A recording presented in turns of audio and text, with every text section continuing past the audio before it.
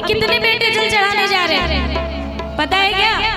अच्छा कितने बेटे हैं यहाँ पे? शंकर जी के कितने बेटे हैं? अभी यहाँ पे कितने बेटे हैं? आप लोग भोले बाबा के बेटे हैं ना, चेले हैं भोले बाबा के, तो हुए ना बेटे। कौन कौन बेटे? बार खड़े हो जाइए जो भोले बाबा के बेटे हैं। और कहना है कैसे नहीं है क्या कि लइका 100 गोबा छोटे छोटे गणेश के पापा